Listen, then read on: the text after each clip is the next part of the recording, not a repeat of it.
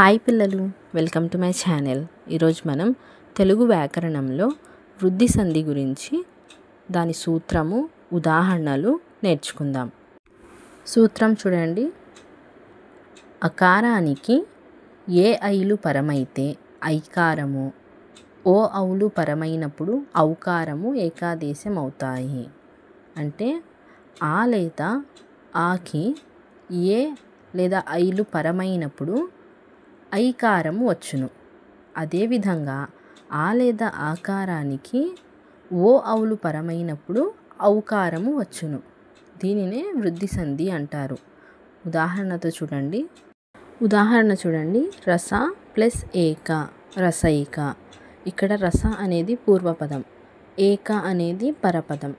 మనకు పూర్వపదంలో చివరి అక్షరం సా, సాలో ఉన్న అచ్చు ఆ. పరపదంలో మొదటి అక్షరం ఏ. ఆ ప్లస్ ఏ కలిపితే మనకు సూత్రం ప్రకారం అకారానికి ఏ ఐలు పరమైతే ఐకారము వచ్చును. ఇక్కడ మనకు అకారానికి ఏ పరమైంది, అందుకని మనకు సంధి జరిగితే ఐకారం వస్తుంది. రసైకాలో పైన చూడండి ఐత్వం, రస ప్లస్ ఏక రసైక, ఐత్వం అనేది వచ్చింది. దీన్నే వృద్ధి సంధి అంటారు. తర్వాత ఉదాహరణ చూడండి. వన ప్లస్ ఔషధి, వనౌషధి. వన అనేది పూర్వపదం, ఔషధి అనేది పరపదం. పూర్వపదంలో చివరి అక్షరం నా, న ప్లస్ ఆ అనేది అచ్చు.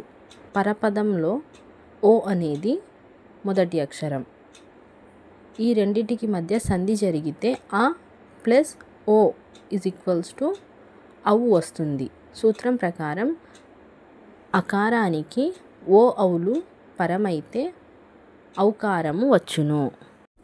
వన ప్లస్ ఔషధి అనేది వనౌషధిగా మారింది. దీనినే వృద్ధి సంధి అంటారు. మరికొన్ని ఉదాహరణలు చూడండి. వసుధ ప్లస్ ఏక వసుధైక. అష్ట ప్లస్ ఐశ్వర్యం అష్టైశ్వర్యం. దివ్య ప్లస్ ఔషధము దివ్యౌషధము. ఏక ప్లస్ ఏక ఏకైక. సకల ప్లస్ ఐక్యము సకలైక్యము. రస ప్లస్ ఔచిత్యం రసౌచిత్యం. దేశ ప్లస్ ఔన్నత్యం దేశౌన్నత్యం.